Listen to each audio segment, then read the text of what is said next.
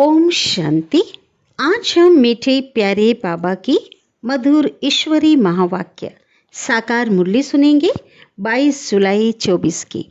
आज की मुरली का सार है, मीठे बाबा कहते हैं, मीठे बच्चे देही अभिमानी बनो तो शीतल हो जाएंगे, विकारों की बांस मना बदबू निकल जाएगी, अंतर्मुखी हो जाएंगे, फूल बन जाएंगे।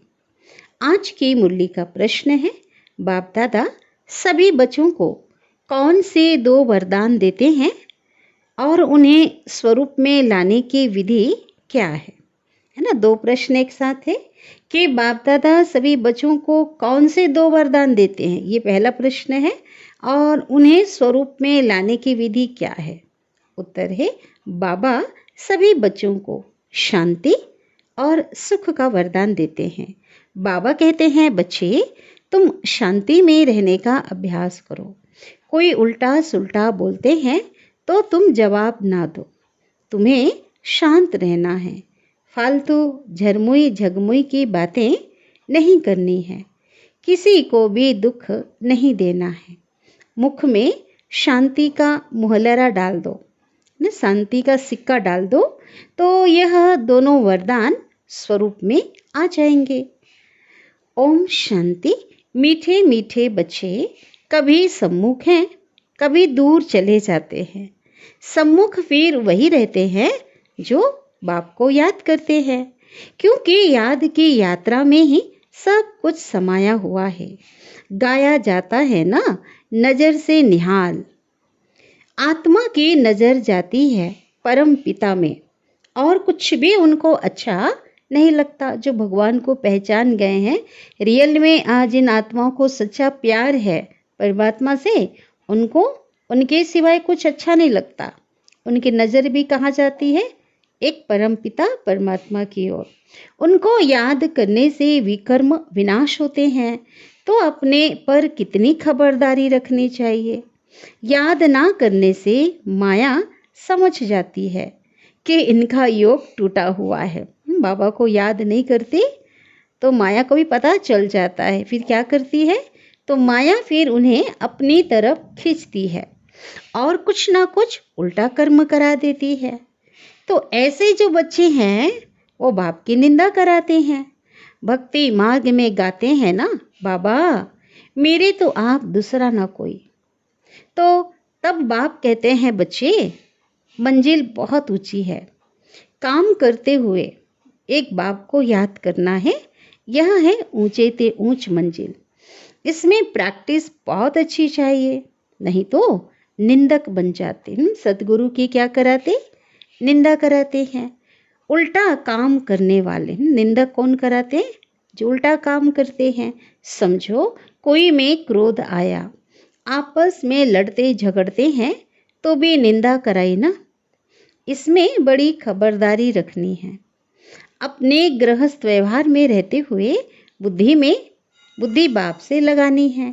ऐसे नहीं कि कोई संपूर्ण हो गया है, नहीं। कोशिश ऐसी करनी चाहिए कि हम देही अभिमानी बने। देह अभिमान में आने से कुछ ना कुछ उल्टा काम करते हैं, तो गोया क्या होता? बाप की निंदा कराते हैं। तो बाबा कहते हैं, ऐसे सतगुरु के निंदा कराने वाले लक्ष्मी नारायण बनने की ठौर पा ना सके। ये ऊंच पद उन्हें नहीं मिल सकता, स्वर्ग में ऊंच पद नहीं पा सकते। इसलिए पूरा पुरुषार्थ करते रहो, इससे तुम बहुत ही शीतल बन जाएंगे। 5 विकारों की बातें सब निकल जाएंगी। बाप से बहुत ताकत मिल जाएगी। काम काज भी करना है। बाबा ऐसे नहीं कहते हैं कि कर्म ना करो, ठीक है, कर्म तो करना ही पड़ेगा। हाँ, वहाँ तुम्हारे जो कर्म है नई दुनिया में, सतयुग में, कर्म अकर्म हो जाएंगे, है ना, क्योंकि प्रारब्ध है वो। तो अभी संगम में जो हम कर्म कर रहे हैं, श्रेष्ठ कर्म, वो तो प्रारब्ध है, इसलिए वहाँ पे कर्म अकर्म हो जाएंगे। कलयुग में जो कर्म होते हैं अभी, वह विकर्म हो जाते। कैसे पाप कर्म हो जाते? क्योंकि देह भान में आकर विकारों के वशीभूत होकर कर्म करते हैं ना कलयुग में, इसलिए विकर्म होते। अभी संगम युग पर तुमको सीखना होता है। वहाँ सीखने की बात नहीं है, कहाँ सतयुग में। यहाँ की शिक्षा ही वहाँ साथ में चलेगी, संस्कार के रूप में जाएगी ना। बाबा बच्चों को समझाते हैं कि बच्चे, बाह्य मुक्ता अच्छी नहीं है, अंतर्मुखी भाव वरदान दे दिया बाबा ने। वह भी समय आएगा जबकि तुम बच्चे कैसे होंगे, अंतर्मुखी हो जाएंगे, सिवाय बाप के और कुछ याद नहीं आएगा। तुम आए भी ऐसे थे, कैसे आए थे, निराकार आत्मा परम धाम से आई थी, कोई की याद नहीं थी। गर्भ से जब बाहर निकले तब पता पड़ा कि यह हमारे माँ बाप हैं, यह फलाना है। तो ऐसे ही फिर अभी जाना है ना, सब कुछ भूलकर एक की याद में जाना है। हम एक बाप के हैं और उनके सिवाय कोई भी बुद्धि में याद ना आए। भले टाइम पड़ा है, परंतु पुरुषार्थ तो पूरी रीति करना है। अब वो पहले की बात है, साकार में जब ब्रह्मा बाबा भी पुरुषार्थी थे ना, उस समय बाबा की मुरली चली कि टाइम पड़ा है, लेकिन अभी तो टाइम बिल्कुल भी नहीं है ना। तो पुरुषार्थ में तो भी दौड़ी लगानी है। शरीर पर तो कोई भरोसा नहीं, कोशिश करते रहना चाहिए। घर में भी बहुत शांति हो। जब लौकिक घर में जाते हैं, वहाँ भी जो बाबा के बच्चे बन गए, भगवान के बच्चे हैं ना, तो क्या करना है, उस घर में भी शांति होनी चाहिए, कलेश नहीं। नहीं तो क्या होगा, सब कहेंगे देखो इनमें कितनी अशांति है। तुम बच्चों को तो रहना है बिल्कुल शांत।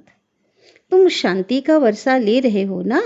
अभी तुम कहते हो अभी तुम रहते हो कांटों के बीच में। कलयुगी जो मनुष्य हैं, विकारों रूपी कांटे सबके अंदर है ना, तो उनके बीच में रह रहे हैं। फूलों के बीच में नहीं हो, कांटों के बीच रहकर फूल बनना है, कांटों का कांटा नहीं बनना है ना। जो जैसा है उसके साथ तुम भी ढल मत जाओ। बाबा कहते उनके बीच में अपने को सेफ रखना है, फूल बनना है। जितना तुम बाप को याद करेंगे उतना शांत रहेंगे। कोई उल्टा सुल्टा बोले, तुम शांति में रहो।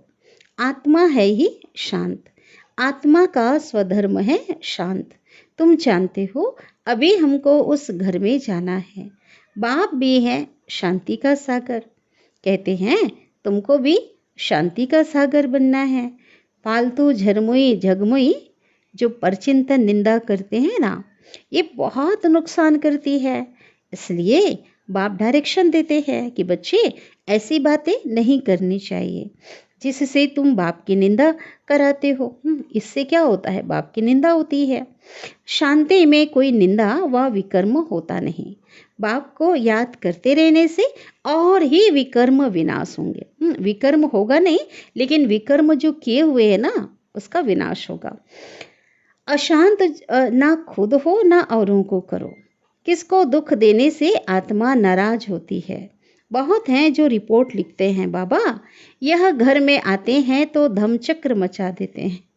तो बाबा लिखते हैं तुम अपने शांति स्वधर्म में रहो। चलो सामने वाला ऐसा कर रहा है, लेकिन तुम क्या करो, तुम तो शांति स्वधर्म में रहो।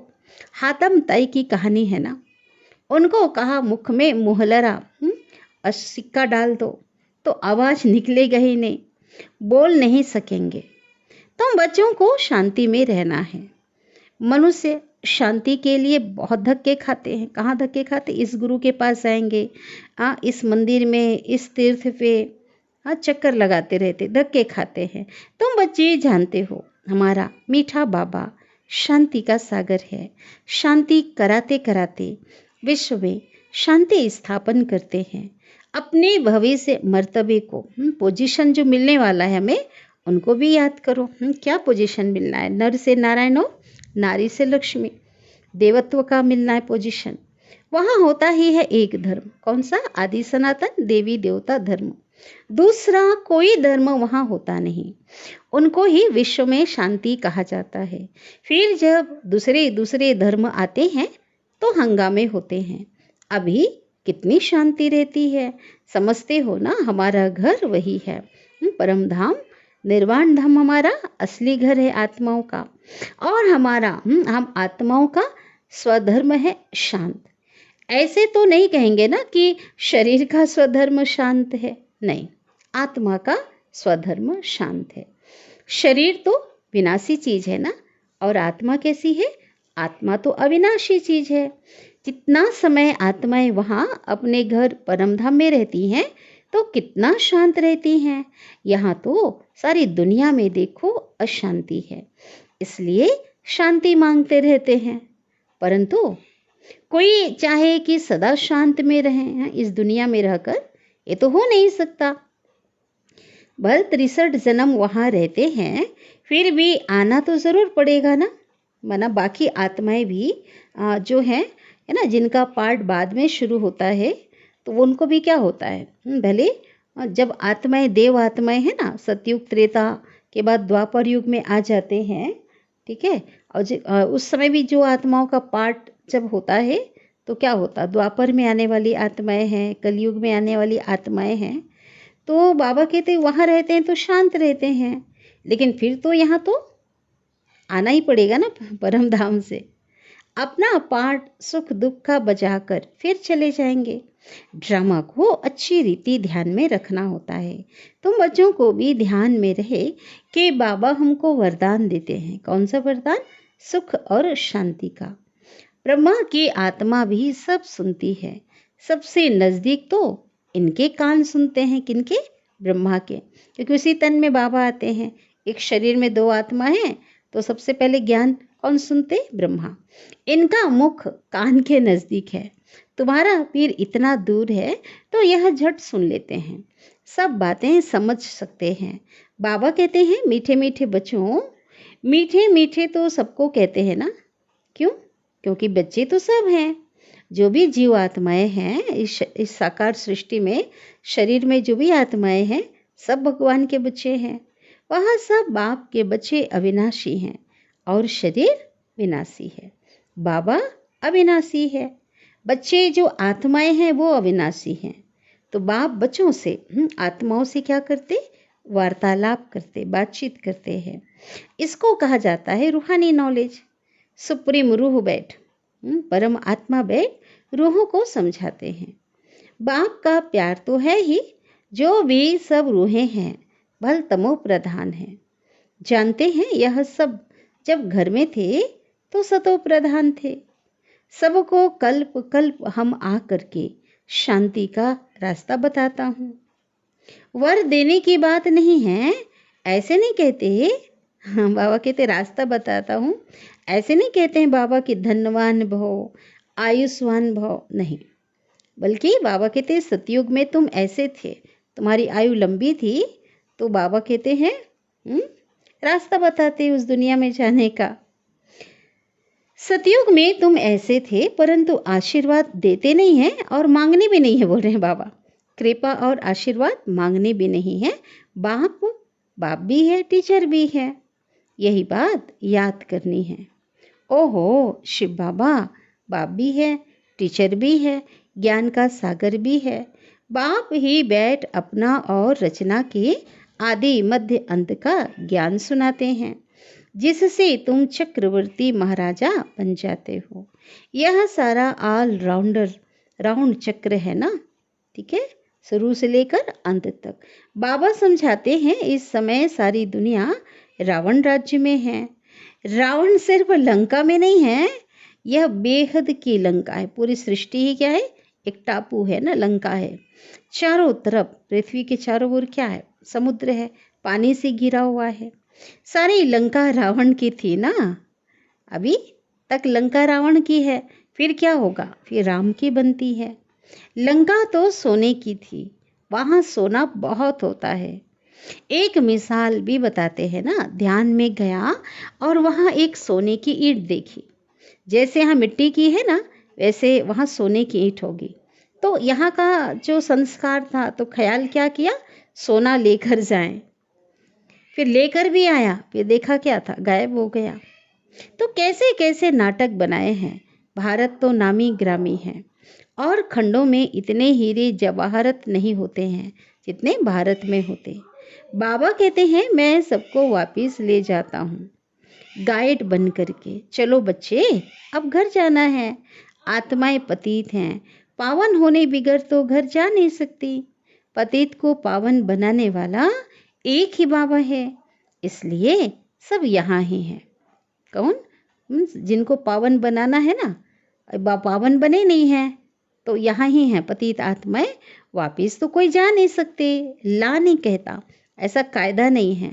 तो शिव बाबा कहते बच्चे, माया तुम्हें और जोर से देह अभिमान में लाएगी। बाबा आगे से बता रहे हैं, और लाएगी, बाप को याद करने भी नहीं देगी, लेकिन तुमको खबरदार रहना है, सावधान रहना है।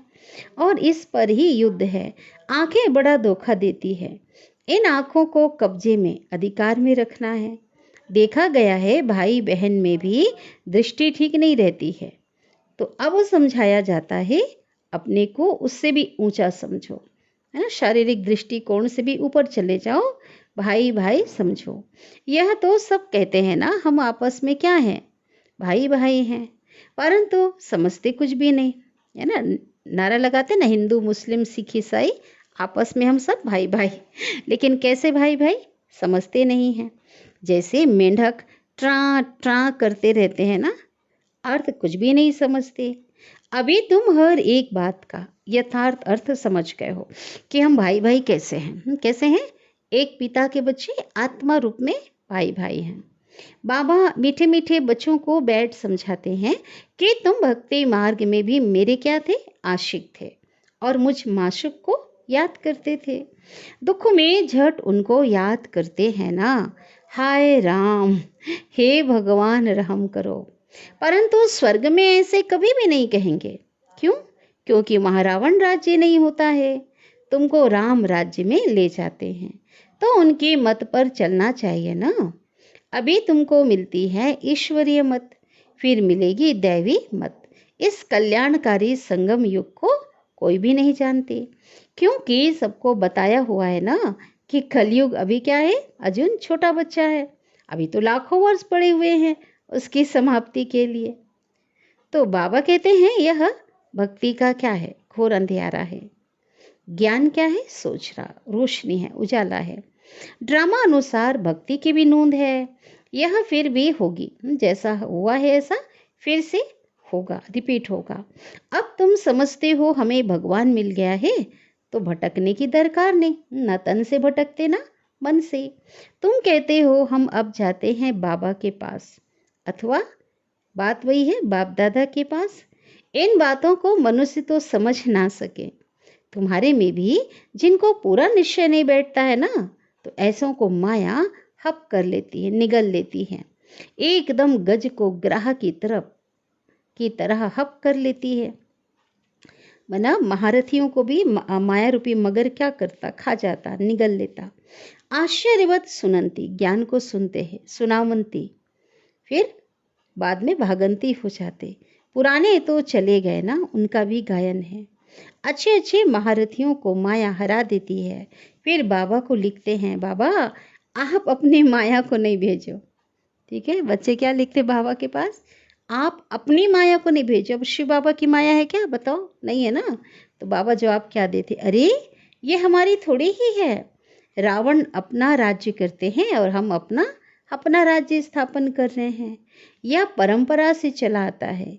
रावण ही तुम्हारा सबसे बड़ा दुश्मन है, जानते हैं रावण दुश्मन है, इसलिए उसको हर रोज उसका क्या जलाते, पुतला जलाते हैं। मैसूर में तो दशहरा बहुत मनाते हैं, परंतु समझते नहीं कि रावण कौन है, क्यों जलाया जाता है, कुछ पता नहीं है। तुम्हारा नाम है शिव शक्ति सेना, उन्होंने फिर बंदर सेना डाल दिया। राम की सेना में क्या दिखाया, बंदर। तुम जानते हो क्यों दिखाया, कि बरोबर हम बंदर मिशल थे, है ना। शरीर जो है मनुष्य की तरह, लेकिन जो सीरत है ना, सूरत और सीरत, जो अंदर जो अवगुण आए हैं वो कैसे हैं, गुण बंदर के समान। अब शिव बाबा से शक्ति ले रहे हो रावण पर जीत पाने के लिए। बाबा ही आकर राजयोग सिखलाते हैं। इस पर कथाएं भी अनेक बना दी है, अमर कथा भी कहते हैं। तुम बच्चे जानते हो बाबा हमको अमर कथा सुनाते हैं, बाकी कोई कथा आदि पढ़ने की बाबा कहते दरकार नहीं है। बाबा हमें तो अमर कथा सुनाते, कोई पहाड़ आदि पर बाबा नहीं सुनाते हैं। कहते हैं शंकर ने पार्वती को अमर कथा सुनाई, शिव शंकर का चित्र भी रखते हैं। दोनों को मिला दिया है। यह सब है भक्ति मार्ग। दिन प्रतिदिन सब तमो प्रधान होते गए हैं, सतो प्रधान से सतो होते हैं, तो दो कला कम होती है। त्रेता को भी वास्तव में दो कला नहीं कहेंगे, ठीक है। तो बाबा कहते उसमें से तो कला घट गई ना, 16 से 14 हो गई त्रेता में। तो बाबा कहते हैं बाप आते हैं तुम बच्चों को स्वर्गवासी बनाने। बाप जानते हैं ब्राह्मण कुल और सूर्यवंशी चंद्रवंशी दोनों कुल मना 3 कुल की अभी क्या हो रही है, स्थापना हो रही है। रामचंद्र को छत्री की निशानी दे दी है। तुम सब क्षत्रिय होना जो माया पर जीत पाते हो। कम मार्क्स से पास होने वाले को चंद्रवंशी कहा जाता है, इसलिए राम को बाण दे दिया। हिंसा तो त्रेता में भी नहीं होती, गायन है ना, राम राजा राम प्रजा राम साहूकार, है ना, जिए दाता बसे नगरी धर्म का उपकार, ऐसा कुछ है। परंतु यह क्षत्रियपन की निशानी दे दी है तो मनुष्य मूंझते हैं। यह हथियार आदि वहां तो होते नहीं हैं। देवताओं के पास होता है क्या सतयुग त्रेता में? नहीं होता। शक्तियों के लिए भी देवियों को भी क्या दिखाते, कटारी तलवार आदि दिखाते हैं। समझते कुछ भी नहीं। तुम बच्चे अभी समझ गए हो कि बाप ज्ञान का सागर है, इसलिए बाप ही आदि मध्य अंत का राज समझाते हैं। बेहद के बाप का जो बच्चों पे लौ है वो हद के बाप का हो ना सके। यूँ तो है ही प्यार का सागर ना, निस्वार्थ सच्चा प्यार है, तो तुलना कर ही नहीं सकते उससे। तो 21 जन्मों के लिए बच्चों को सुखदाई बना देते हैं। तो लवली बाप ठहरा ना, प्यारा बाबा है ना। कितना लवली है, कितना कहेंगे, बहुत ज़्यादा। बाबा जो तुम्हारे सब दुख दूर कर देते हैं, सुख का वर्षा मिल जाता है ना। कहाँ का? सतयुग में। फिर वहाँ दुख का नाम निशान नहीं होता। अभी यह बुद्धि में रहना चाहिए ना, यह भूलना नहीं चाहिए। कितना सहज है, बाबा को भूलना नहीं चाहिए, कितना सहज है। सिर्फ मुरली पढ़ करके सुनानी है, फिर भी कहते हैं ब्राह्मण ही चाहिए, है ना। कहीं कहीं ऐसा है कि कोई निमित्त, कोई बहनें नहीं हैं, उनको मुरली पढ़नी चाहिए, तो भी क्या है, मांग करते हमको चाहिए। उनकी बिगड़ धारणा नहीं होती। अरे सत्यनारायण की कथा तो छोटे बच्चे भी याद करके सुनाते हैं। मैं तुमको रोज रोज समझाता हूँ, सिर्फ अल्फ को याद करो। यह ज्ञान तो सिर्फ 7 रोज में बुद्धि में बैठ जाता है। बाबा कहते ज़्यादा कठिन तो है ही नहीं, परंतु बच्चे भूल जाते हैं, तो बाबा वंडर खाते हैं। बाबा को आश्चर्य लगता है, इतना सहज ज्ञान तो भी बच्चों की बुद्धि में नहीं बैठ रहा है। अच्छा, याद प्यार ले लेते। मीठे मीठे सिकिलिधे बच्चों प्रति माता पिता बाप दादा को याद प्यार, गुड मॉर्निंग और नमस्ते। शुक्रिया बाबा, शुक्रिया आपका दिल से, पद्मा पदम गुना शुक्रिया। धारणा के लिए मुख्य सार। पहली पॉइंट है, बाप से आशीर्वाद या कृपा नहीं मांगनी है। बाप टीचर गुरु को याद कर अपने ऊपर आपे ही कृपा करनी है। माया से खबरदार रहना है, आंखें बहुत धोखा देती हैं, इन्हें अपने अधिकार में रखना है। सेकंड पॉइंट, फालतू झरमोई झगमोई की बातें, निंदा पर चिंतन की जो बातें हैं वो बहुत नुकसान करती है, इसलिए जितना हो सके शांत रहना है। मुख में मुहलरा डाल दो, सिक्का डाल दो। कभी भी उल्टा सुल्टा नहीं बोलना है। खुद अशांत होना है, ना किसी को अशांत करना है। सदगुरु बाबा वरदान दे रहे हैं, बाप की मदद से सूली को कांटा बनाने वाले सदा निश्चिंत और ट्रस्टी भव। ठीक है, निश्चिंत के साथ क्या बनना है? ट्रस्टी। पिछला विस्तार है वरदान का, पिछला हिसाब सूली है, लेकिन बाप की मदद से वह कांटा बन जाता है। ठीक है, क्या कांटा बन जाता है? सूली से कांटा, माना परिस्थिति छोटी हो जाती है। पिछला हिसाब किताब सूली है, बहुत बड़ा है, लेकिन बाबा मदद करते हैं तो एकदम सूली से क्या बन जाता, कांटा। परिस्थितियां तो आनी ज़रूर है, आएंगी, क्योंकि सब कुछ यहाँ ही चुकतू करना है, बहुत बड़ी बात है, ठीक है। परिस्थितियां आनी है और ज़रूर है, क्योंकि यहाँ ही चुकतू करना है। लेकिन बाप की मदद उन्हें सूली से कांटा बना देती है, बड़ी बात को भी छोटा बना देती है, क्योंकि बड़ा बाबा साथ है। इसी निश्चय के आधार से सदा निश्चिंत रहो और ट्रस्टी बन मेरे को तेरे में परिवर्तन करो। अब मेरे को तेरे में बदली करके हल्के हो जाओ तो सब बोझ एक सेकंड में क्या हो जाएगा, समाप्त हो जाएंगे।